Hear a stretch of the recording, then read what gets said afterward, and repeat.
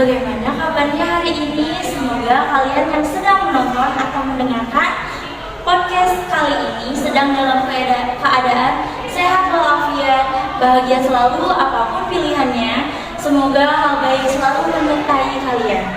Untuk yang sedang sakit, semoga lekas sembuh, dan untuk yang tidak sakit, dijaga kesehatannya. Jangan sampai sakit. Macam tak betul je budak ni. Selamat datang di Berikes Berlima Podcast. Jangan ragu dan bimbang, di podcast kami kali ini udah pasti gak bikin kalian pusing kepala. Di sini kita akan bersama-sama menggali suatu informasi yang tentunya gak bakal membuat kalian sebagai penonton itu pasti bosan. Pantengin terus videonya, jangan kemana-mana. Ayo, udah gak usah lama-lama. Berikes akan membahas sebuah topik yang perlu kalian ketahui, yaitu sebuah topik yang sangat penting, yaitu mengenai peredaran darah. Jadi, peredaran darah itu adalah cara tubuh mengalirkan darah untuk memberikan oksigen dan nutrisi ke dalam tubuh loh. Udah tahu dong? Apaan tuh? Apaan tuh? Macam tak betul je budak ni. Tadi kan saya udah kasih tahu loh sedikit apa yang dimaksud dengan peredaran darah itu. Apaan tuh? Diingat kembali ya. Nah, tempat peredaran darah itu adalah cara tubuh mengalirkan darah untuk memberikan nutrisi atau oksigen. Kemana? Kemana? Ke hatiku. Kemana tuh? Hatiku. Aduh, bukan guys. Jadi bukan hatimu dong. Ya jelas-jelas dong ke seluruh tubuh. Gitu. Jadi nggak mungkin hatimu ya.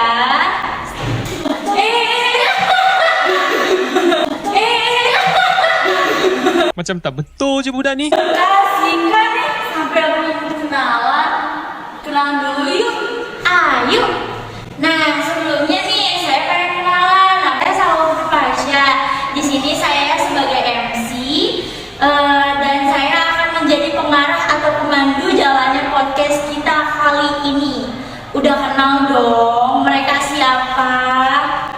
Kenal dong. Kenal dong. Masa nggak tahu?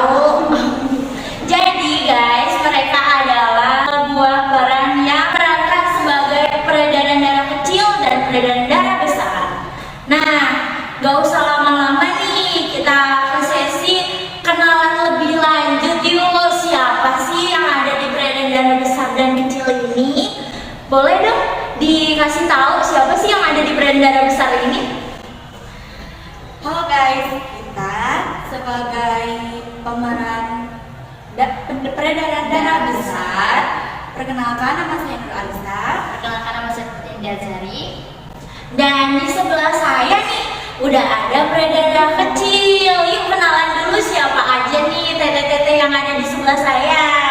Annyeonghaseyo.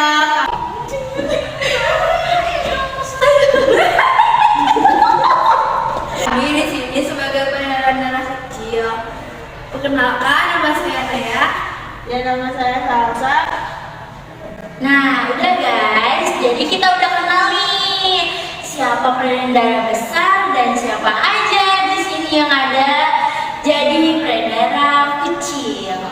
Nah, gak usah lama-lama nih, udah yuk kita ke sesi ulik-ulik tanya jawab seputar peredaran darah. Sebelumnya nih, pada penasaran gak sih? Pengen tahu dong. Katanya ada 4 alat utama tuh di peredaran darah itu. Apa aja sih? Apakah itu bisa sebuah perkakas? Bukan perkakas ya. Tapi 4 alat itu terdiri dari Jantung, pembuluh nadi atau arteri, vena atau pembuluh darah. oh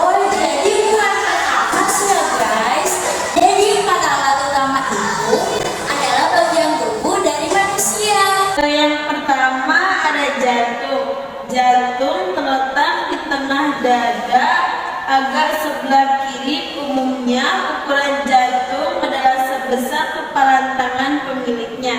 Jantung terbagi menjadi 4 ruang, yaitu pilih kiri, bilik kanan, serambi kiri, dan serambi kanan. Masing-masing ruang dibatasi oleh katup yang membatasi serambi kiri. Dengan bilik kiri disebut dengan katup trikuspidasi, sedangkan yang membatasi bilik kanan dengan serambi kanan adalah katup mitralis.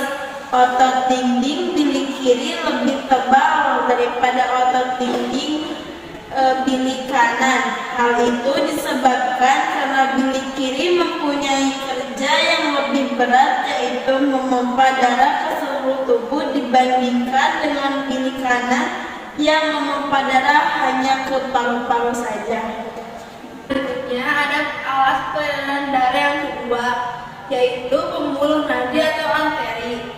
Pembuluh darah nadi atau disebut juga arteri adalah pembuluh darah yang memiliki fungsi, dan pembuluh darah nadi adalah membawa darah dari jantung.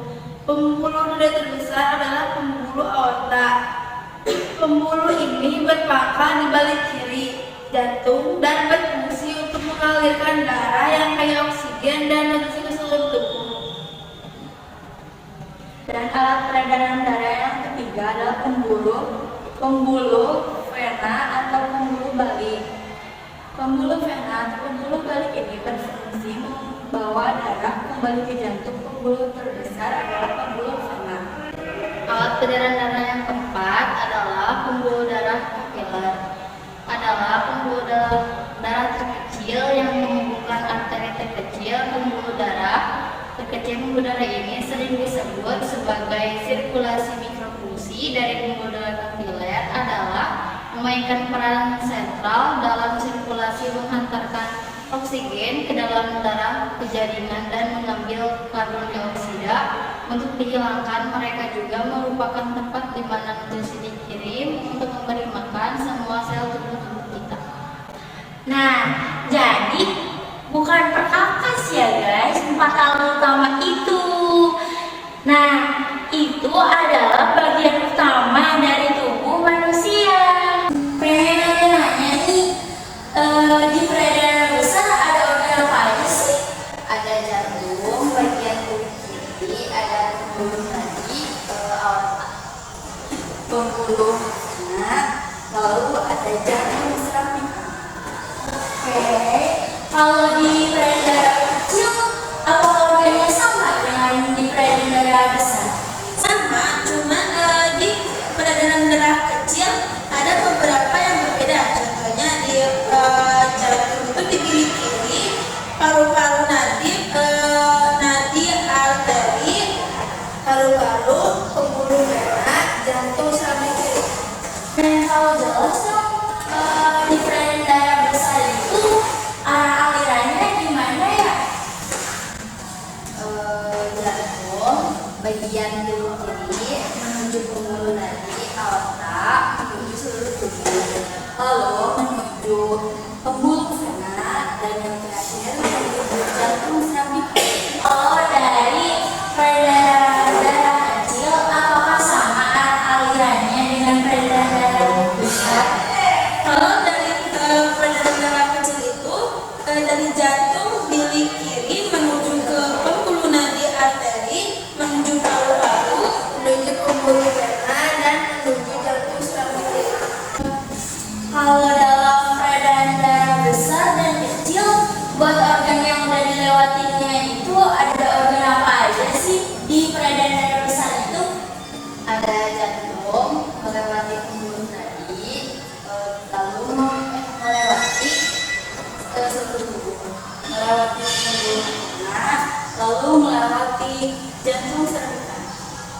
Nah, untuk di peredaran darah kecil sendiri, organ apa aja sih yang udah dilewati? kalau di pembuluh darah kecil itu melewati jantung, melewati pembuluh nadi arteri, melewati paru-paru, Melewati pembuluh vena dan melewati jantung serambi kiri.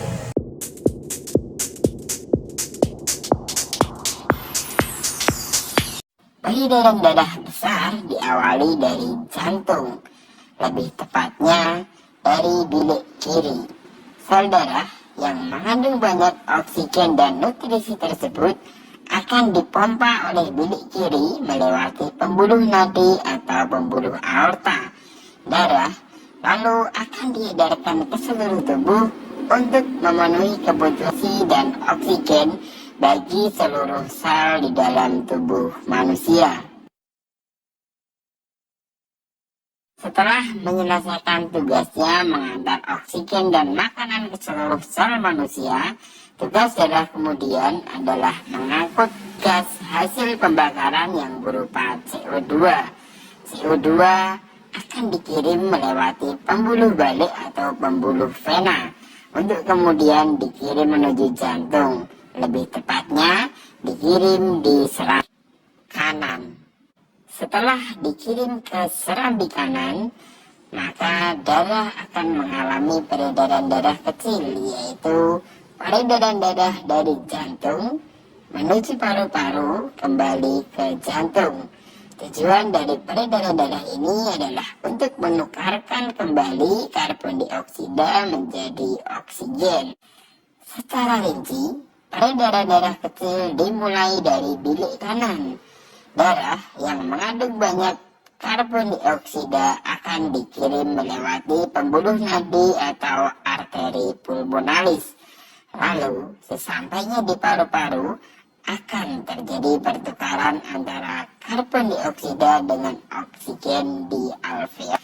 Setelah karbon dioksida ditukarkan kembali dengan oksigen, darah akan dikirim melewati pembuluh vena dan masuk ke jantung, lebih tepatnya di serambi kiri.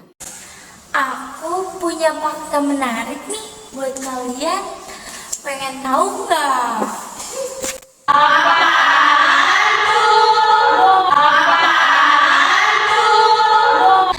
Jadi manusia itu punya tubuh yang panjangnya bisa digunakan untuk mengelilingi bumi 2 kali. Nah, bagian tubuh itu adalah sistem peredaran darah manusia. Sistem ini terdiri dari vena dan kapiler. Jika dibariskan dari ujung ke ujung, panjang sistem pembuluh darah manusia sekitar panjangnya 100 km, sedangkan diameter bumi adalah 40 km dan 80% dari panjang udara ini merupakan ukuran pembuluh kapiler ini 8 mikron. Terima kasih sudah mendengarkan podcast kami. Kami harap apa yang kami sampaikan dapat bermanfaat. Terima kasih, sampai jumpa. Sebelum kami menutup podcast kami mempunyai jargon, yaitu tepuk salut. Bagaimana teman-teman? Tepuk salut. Salut, salut. Salut, salut. Salut. Ya guys. Tere.